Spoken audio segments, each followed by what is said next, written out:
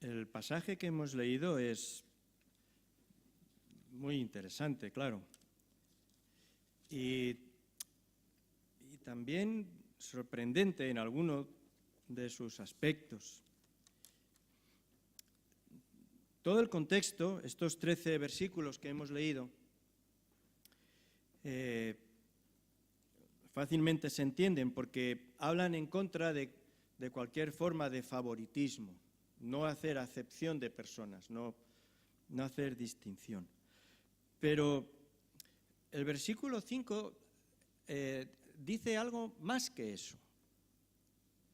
Y aunque vamos a considerar todo el pasaje, pero este texto va a servirnos de referencia porque todos podemos entender la idea general. No hay que discriminar, no hay que hacer favoritismos, pero el versículo 5 parece decir algo más. Está escrito en forma interrogativa, pero es de estas preguntas retóricas, ¿no? Que se da por hecho que la respuesta es sí. Y por tanto podemos leerlo así, en esta forma.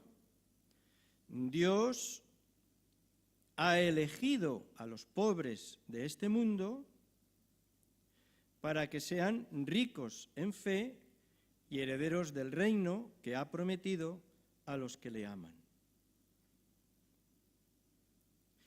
Dios ha elegido a los pobres de este mundo para que sean ricos en fe y herederos del reino que ha prometido a los que le aman. Pues entonces esto es una forma de discriminación, ¿no? ¿Qué hay en este pasaje más de estas cosas que son casi de sentido común y que casi tiene que ver con buenas maneras de conducta, ¿no? De urbanidad? ¿Qué hay aquí? Porque este es un texto muy desconcertante. ¿Cómo que Dios ha elegido a los pobres de este mundo? Y rápidamente muchos dicen, bueno, esto tiene un sentido alegórico, ¿no? Porque cada vez que nos tropezamos con un texto un poquito desconcertante o incómodo, decimos, esto hay que alegorizarlo. Esto, es decir, esto no quiere decir lo que dice, esto quiere decir otra cosa. Pero aquí va a ser difícil alegorizar esto porque a continuación habla también de los ricos, así que claramente se refiere a los que se refiere, a los pobres de este mundo. Pero ¿por qué a los pobres? Seguramente nunca terminaremos de entender, desde luego yo no, el enorme abismo que separa el reino de Dios y sus valores de los valores de este mundo. Y el abismo que los separa es inmenso, es enorme. Y de alguna forma nosotros intentamos hacer ahí una síntesis que es imposible porque no hay nada más radical, más, diríamos, casi subversivo que la manera de entender la vida y las relaciones en el reino de Dios. Y este es un ejemplo. Y lo cierto es que nuestra sociedad menosprecia personas que desde la perspectiva del reino de Dios son especialmente valiosas. Y nuestra sociedad tiene en poco a personas en las que, sin embargo, claramente Dios se complace en glorificarse de una manera especial. Y lo hace precisamente porque son menospreciadas por el conjunto de la sociedad. Mirad, comentábamos este texto el miércoles en nuestra reunión de oración. Los miércoles a las 7, la reunión de oración. Profeta Jeremías, no se alabe el sabio en su sabiduría. Decíamos, lo que dice el texto, si alguien está satisfecho de algo en cuanto a sí mismo, yo de esto, mira, esto no lo tengo, aquello no lo soy, pero oye, de esto me siento bien, porque, bien, dice el texto, bueno, pues que no sea el sabio en su sabiduría, ni en su valentía se alabe el valiente, ni el rico se alabe en sus riquezas. Alábese en esto el que se hubiere de alabar. Si alguien tiene que estar de verdad satisfecho de algo, que sea de esto, en entenderme y conocerme, que yo soy Dios. Y lo que dice el texto que hemos leído, el texto de la Escritura que hemos leído, es que en esta habilidad, entre comillas si queréis, en esta habilidad de conocer a Dios, versículo 5, los pobres y todos los que son tratados con menosprecio por cualquier razón, como sucede con los pobres, esta habilidad de conocer a Dios, todos estos a menudo van por delante de todos los demás. Eso dice el texto y ya le podéis dar vueltas porque no dice otra cosa sino esto. En este elemento, en este bien por encima de cualquier otro bien que es el trato con Dios, el trato cercano con Dios, nadie, como todos aquellos que por alguna razón son menospreciados por el conjunto de la sociedad. Y en eso hay mucho más que una simple cuestión de urbanidad o de buenas maneras. Hay una llamada de atención, desde luego, para la Iglesia de Dios. Porque si esto es así, entonces todos nosotros que queremos conocer a Dios, lo hemos estado cantando, ¿no? Por encima de cualquier cosa. Pues entonces todos nosotros debemos aprender a empobrecernos en muchos sentidos, si queremos ser ricos en fe. ¿Me entendéis? No quiere decir ahora vamos a vaciarnos los bolsillos. Bueno, yo no tengo problema, llevo 2 euros, pero no se refiere a eso, ¿no? ¿Queremos ser ricos en fe? ¿En trato cercano con Dios? Pues entonces hay que descabalgar y hay que aprender a hacernos pobres en muchos sentidos. Y quiere decir también, obviamente, que debemos aprender a valorar y a estar dispuestos a aprender de los pobres en los muchos sentidos que esa palabra puede tener. Y que debemos aprender también a predicar y a servir a todos estos que por alguna razón son menospreciados entre nosotros, en nuestra sociedad. Y que debemos aprender a celebrar muy sinceramente que se conviertan a Jesús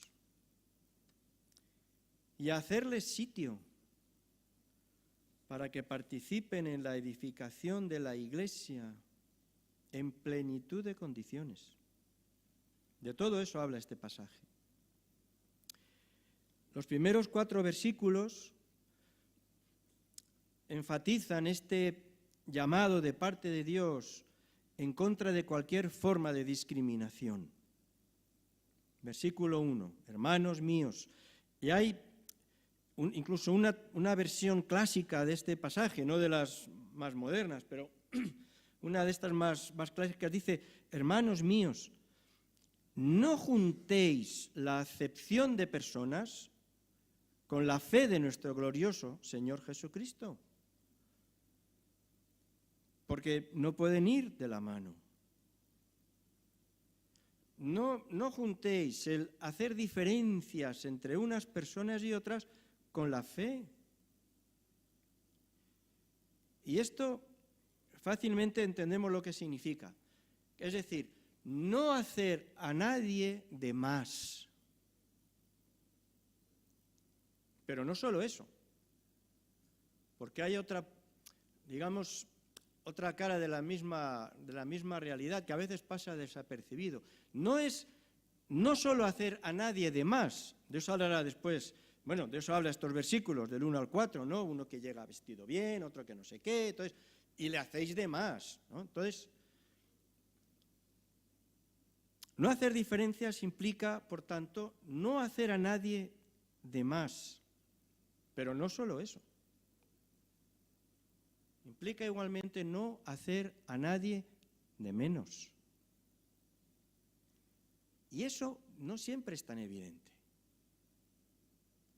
No hacer a nadie de menos.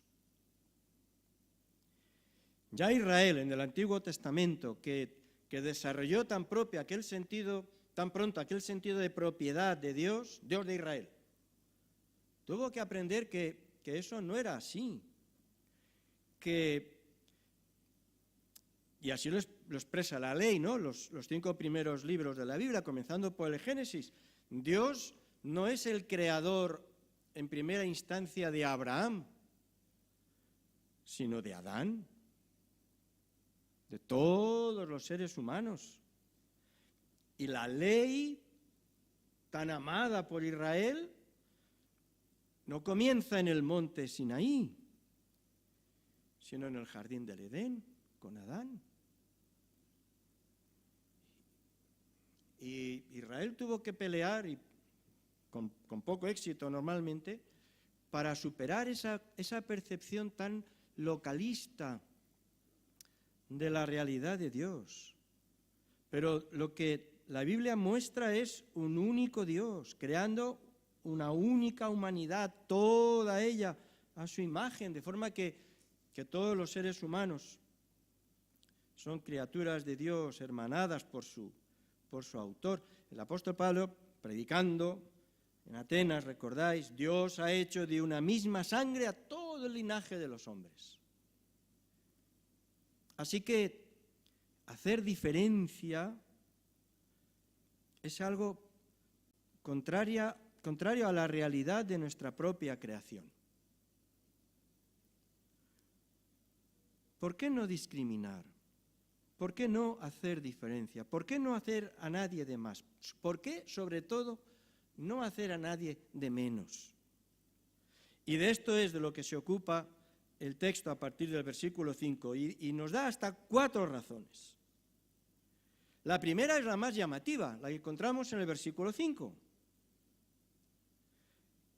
Lo cierto es que toda la enseñanza a propósito de la no discriminación, de la no acepción, parte de una declaración que se repite en toda la Biblia, que Dios no hace acepción de personas, que Dios no hace diferencias entre unas personas y otras. Hasta donde yo recuerdo, solo hay 2 frases, digamos, que se repiten en toda la Biblia. La una, curiosamente, luego tiene que ser muy importante, es la definición del matrimonio. Por tanto, dejará al hombre a su padre y a su madre, se unirá a su mujer, serán los 2 una sola carne. Eso se repite en todas las secciones de la Biblia. Y hasta donde yo puedo recordar, solo hay otra expresión que se repite igualmente en todas las grandes secciones de la Escritura. Y es esta: Dios no hace acepción de personas. Eso aparece en el Pentateuco, lo repiten los libros sapienciales como Job, lo repiten los profetas, lo encontramos en los evangelios, aparece en el libro de Hechos y aparece en media docena de las epístolas del Nuevo Testamento. Así que esta idea de la no discriminación ni es una cuestión meramente sociológica, ni de progresía, ni de ninguna cosa parecida, sino que está en el corazón de Dios y por tanto para con todos nosotros. Del mismo Jesús se nos dice que esta era su condición. Cuando el profeta Isaías anticipa la llegada del Mesías, de él dice: no juzgará según la vista de sus ojos, ni argumentará por lo que oigan sus oídos, sino que juzgará con justicia y arguirá con equidad. Incluso los fariseos, ¿recordáis?, lo reconocían de la manera en que actuaba Jesús. Hay una ocasión, leemos en el Evangelio de Mateo, hay una ocasión que recoge el evangelista que los Los fariseos enviaron a sus discípulos de la mano de los herodianos, y la forma de presentarse ante Jesús fue esta, diciéndole: Maestro, sabemos que eres amante de la verdad, que no te cuidas de nadie porque no miras la apariencia de los hombres. Y eso es lo que está en la base de toda esta declaración. Pero el versículo 5, de nuevo, dice más. Dice que Dios no solo no menosprecia, no solo menosprecia, sino que sobreaprecia a los que este mundo menosprecian. Eso dice el texto. Dios sobreaprecia a los que el mundo menosprecia. Sin necesidad de demagogias, ni superficialidades, ni tonterías, podríamos llamar a esto discriminación positiva. Esto sí es una discriminación positiva. A todos, pero especialmente a aquellos que son menos delante del mundo. Eso dice el texto. Dios gusta de presentarse a sí mismo de esta manera: Padre de huérfanos, defensor de viudas. Este es Dios. Los que son menos. Y Dios, porque está en su carácter y porque la evidencia histórica lo muestra, lo iremos viendo, no solo en la Escritura, sino a lo largo de la historia de la Iglesia, Dios se complace en glorificarse especialmente entre aquellos que por alguna razón, por criterios humanos, son menospreciados. Y por eso es tan importante que también nosotros aprendamos a empobrecernos en la manera que debemos hacerlo, a ser sensibles a aquellos que por cualquier razón son menospreciados entre nosotros, a hacer hueco y a prestar atención. Porque si Dios se glorifica especialmente entre ellos, hay mucho que aprender de ellos. Y esto es lo que yo esta mañana quiero llamar la atención entre vosotros.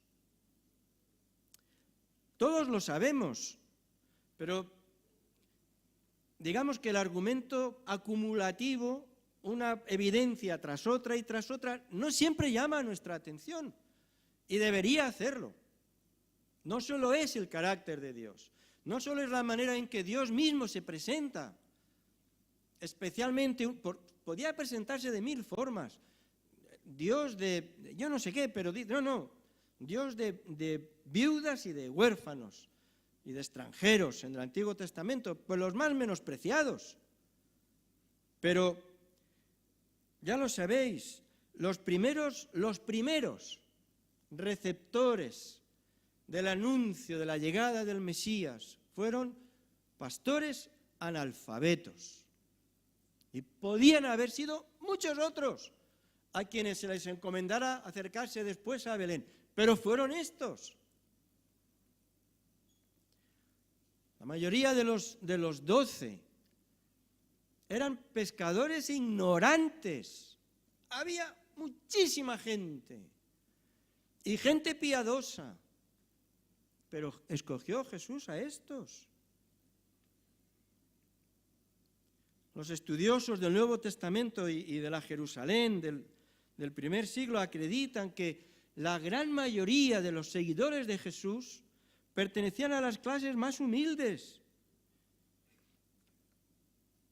Cuando el apóstol Pablo escribe a los Corintios, les recuerda su condición, su baja condición, no solo material o económica, sino de muchas maneras. ¿Recordáis? Capítulo 1, versículo 26. Hermanos, recordad vuestra condición.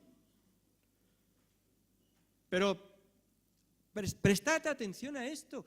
No puede ser casualidad que vez tras vez, tras vez, tras vez nos encontremos siempre que aquellos especialmente llamados de parte de Dios sean los más menospreciados por el conjunto de la sociedad. No puede ser casualidad. A los corintios les dice, recordad de dónde venís. Entre vosotros no hay muchos sabios, según términos humanos, ni muchos poderosos, ni muchos nobles, o dicho a la inversa, muy poquitos de vosotros sois gente sabia, muy poquitos de vosotros pertenecéis a élites sociales, muy poquitos de vosotros sois gente humanamente poderosa. Y eso, Jesús nació en Belén, pero era el Galileo. No puede ser casual. Y la gente de aquel tiempo entendía perfectamente qué significaba ser Galileo, ¿recordáis? Pero de Galilea, ¿puede salir algo bueno? El Mesías. Así que, pobres según los criterios humanos. En lo económico, desde luego, porque lo dice con claridad, pero no solo. Es decir,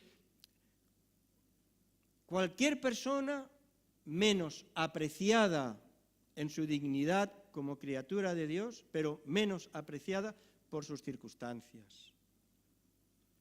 Y sin embargo, dice Santiago, ricos desde la perspectiva del reino de Dios.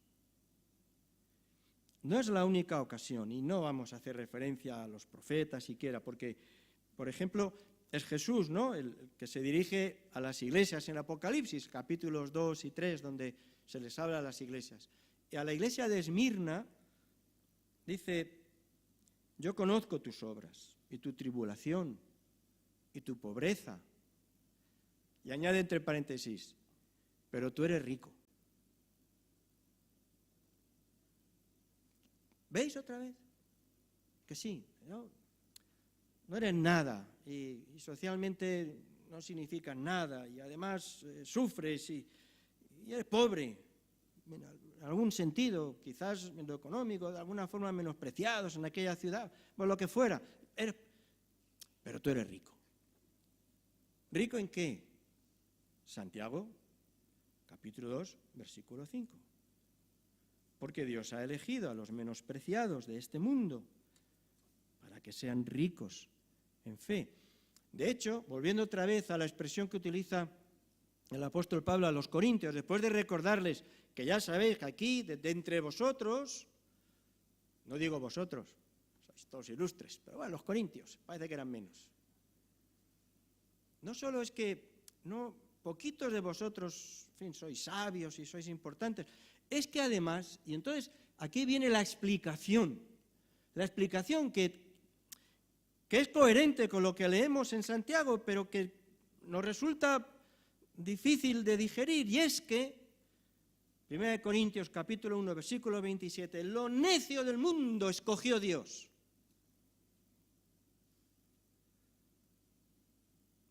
No era casualidad. Lo necio, lo que es poco. Escogió Dios para avergonzar a los sabios, según el mundo. Y lo débil del mundo lo escogió Dios. No es que, ha sido, no, es que Dios lo ha hecho así, para avergonzar a lo fuerte. Y lo vil del mundo y lo menospreciado, lo que humanamente no tiene importancia, lo que pasa desapercibido, lo que no es relevante en términos humanos, pues esto es lo que escogió Dios. Eso dice el texto. Porque toda la comprensión de la vida y del vivir en términos de reino de Dios es radicalmente distinta a la manera en que naturalmente entendemos la vida y las cosas. Y de nuevo, qué importante es que como discípulos de Jesús y como iglesia, nuestra percepción de las cosas sea cada vez más cercana a la percepción del reino de Dios y menos cercana a la comprensión natural de las cosas. Y es que Dios, tantas veces repitió en el Antiguo Testamento, el primer libro de Samuel, Dios levanta del polvo al pobre y del muladar exalta al menesteroso para hacerle sentarse con príncipes y heredar sitio de honor. Santiago lo dirá de otra forma, Dios los ha elegido para que sean ricos en fe, herederos del reino. Mirad, nosotros somos gente muy sensata, pero a toda aquella gente del siglo I que escuchaban estas cosas, los propios corintios, los seguidores de Jesús, aquellos cristianos pobres, despreciados, cuando oían estas cosas, rompían en baile. No es que daban palmas, rompían en baile, saltaban, eran los elegidos de Dios. Es imposible ser indiferente a semejante regalo. Y había alabanzas y aplausos y bailes y danzas porque eran agraciados. Voy a decir entre paréntesis, pero tú te sientes menospreciado, te sientes, es que a veces no es que te sientas, es que te menosprecian. A ti te menosprecian, Dios te selecciona, alégrate en eso. Y hay momentos como el de esta mañana en que la alabanza es eso, así, como un susurro suave, pero otras veces es que tendría que ser una explosión. Es que hay gente que aquí parece que se mueve, tenían que hacer como una peonza, celebrando el regalo de Dios. Y este es el anuncio, y por eso, cuando Jesús comienza a predicar alrededor, se arremolinan multitudes de desarrapados, algunos pobres económicamente, pero eran todos. ¿Recordáis el texto? Las prostitutas se acercaban. Los pecadores, tildados así socialmente, que lo eran, no menos que los demás, pero mucho más visibles, se acercaban a Jesús. Era un maestro de la ley. Lo que les iba a decir es que eso que hacían no estaba bien, pero aún así se acercaban. Alguien les apreciaba. A ellos, que eran menospreciados por el resto de la sociedad.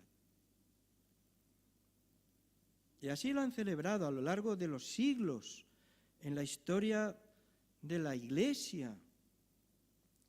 Cuando en colectivos, por la razón que fuera, realmente menospreciados en términos sociales, el Evangelio ha aprendido no solo de una manera, en fin, comprensible, sino de una manera entusiasta.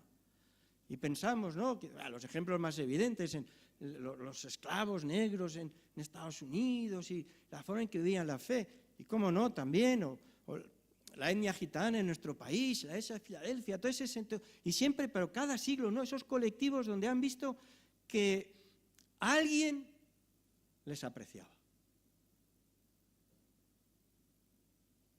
Versículos 6 y 7, Santiago añade, digamos, una segunda razón, vamos a ir más deprisa ahora, ¿no? Dices, a ver, es que es absurdo, no tiene sentido esta parcialidad, porque además que es absurdo que de alguna manera dejarse fascinar precisamente por aquellos que desprecian y que menosprecian, ¿no? Pero hombre, ¿cómo os dejáis fascinar por estos con toda su apariencia? Pero si luego son los que os hacen la vida imposible. Hombre, no seáis tan ingenuos. Versículos del 8 en adelante, hasta el versículo 12. Es que además la ley del amor no permite el menosprecio, no admite el menosprecio. Menospreciar personas es faltar al mandamiento del amor, que es el Evangelio. Y eso dice Santiago, quienes así hacen, pues faltan a toda la ley. Es como si incumplieran todos los preceptos de la ley. Dios no menosprecia a nadie, pero versículo 6, Santiago dice algo todavía peor, es que vosotros habéis afrentado al pobre, le habéis insultado. Cuando menos apreciáis a cualquier persona por criterios humanos, le insultáis, le estáis afrentando. Y esa actitud es pecado delante de Dios. Toda la Escritura insiste en la intención de Dios de ser especialmente sensible con aquellos especialmente menospreciados. Y por último, versículos también 12 y 13, por la expectativa del juicio.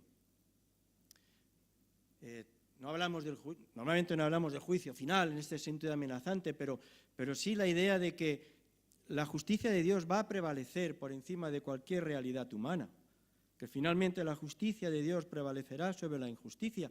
Y ante esa expectativa, y conscientes de nuestro propio pecado, y sabiendo que solo podemos apelar a la misericordia de Dios, dice Santiago, pues entonces tenéis que saber que nuestra falta de misericordia para con nuestros semejantes nos invalida para reclamar nosotros la misericordia de Dios. En definitiva, decíamos al principio, es importante no hacer a nadie de más, pero es muy importante no hacer a nadie de menos. Y cuando menospreciamos a aquellos a quienes paradójicamente Dios, en los que Dios derrama su gloria, no solo es que pecamos, es que perdemos bendición. Mirad que la sabiduría de Dios y el poder de Dios y la gloria de Dios está presente a veces en las personas en quienes menos podríamos pensar, y no estar atentos y no ser sensibles a eso y no recibirlo es privarnos de esa bendición. Y eso es así declarado en la Escritura, lo miréis por donde lo miréis. ¿Recordáis la oración del Señor Jesús? Te alabo, Padre, Señor del cielo y de la tierra, porque escondiste estas cosas de los sabios, de los entendidos, y las revelaste a los niños. Tenéis mucha familia de viaje volviendo de vacaciones. Muchos os están avisando que van bien, que vienen bien. Algunos dicen que llegan tarde, que no les esperéis para comer.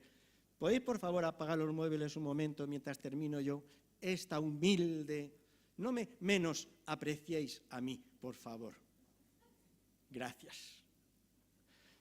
Yo creo que lo he apagado, igual ahí me suena a mí. O sea, esto aquí no se escapa a nadie. Escondiste estas cosas de los sabios y las revelaste a los niños. Eso no es hacer defensa de la ignorancia, ¿vale? Eso no es decir, aquí, cuanto más tonto sea uno, más santo es. No, eso no es verdad. Pero entendéis lo que quiere decir. Hay una sabiduría, la sabiduría de Dios, que no tiene que ver con los elementos que naturalmente apreciamos, porque es sabiduría de Dios. Y Dios se complace en derramarla entre aquellos a quienes nosotros humanamente no tendríamos en cuenta.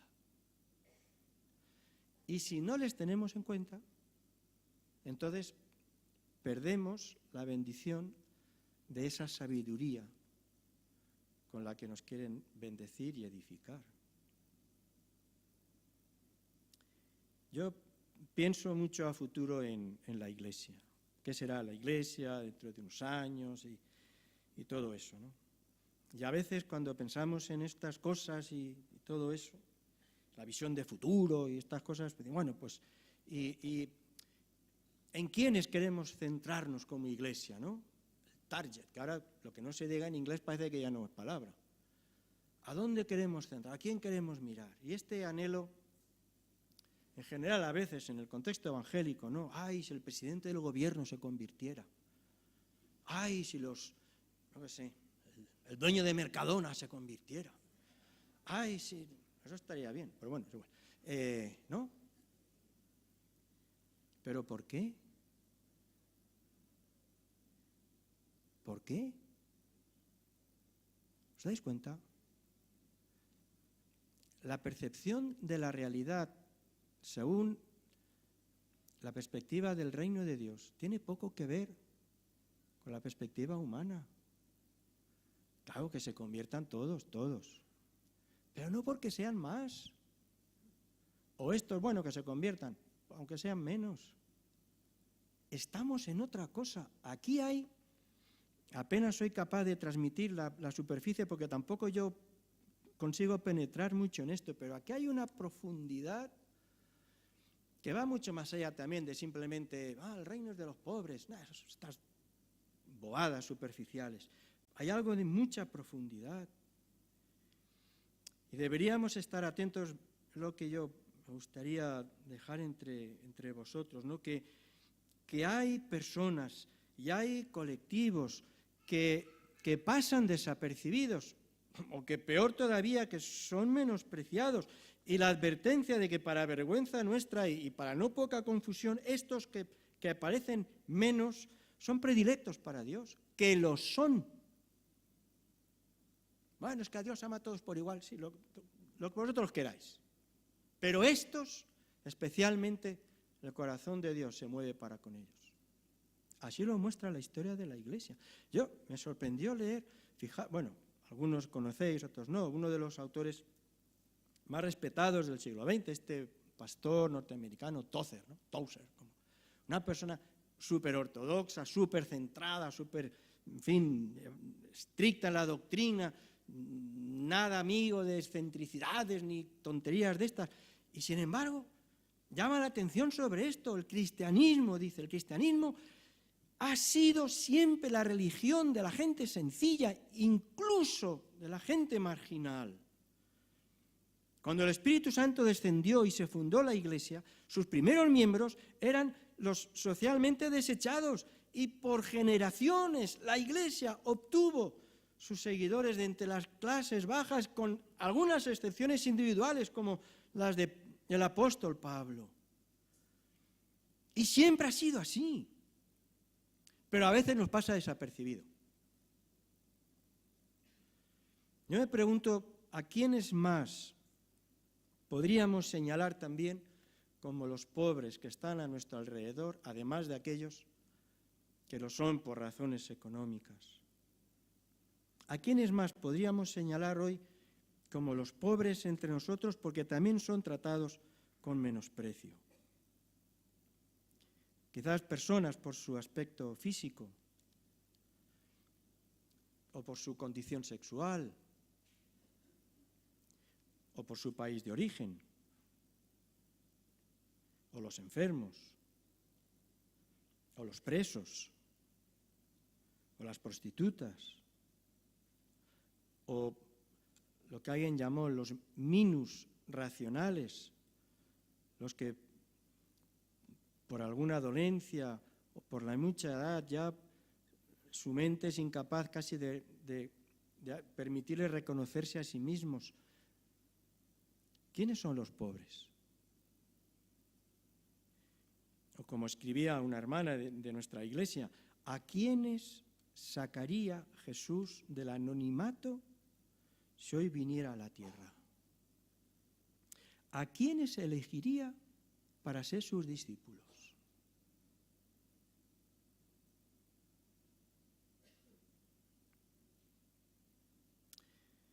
Pensando en el presente, pensando en cada uno de nosotros, pensando en lo que la Iglesia es hoy y también en el futuro, ¿no? Pido que el Espíritu de Dios abra nuestros ojos para reconocer a estos pobres, a estos últimos, a estos que están, decía alguien, en los basureros de la historia, y verles, porque normalmente ni siquiera se les ve.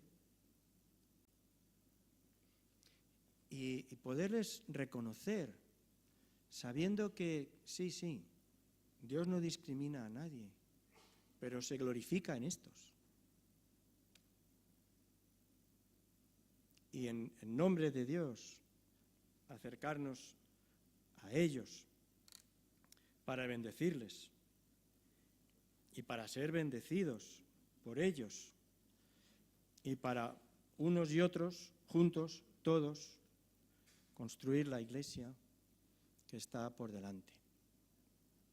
Y para eso necesitamos la ayuda del Señor. Amén.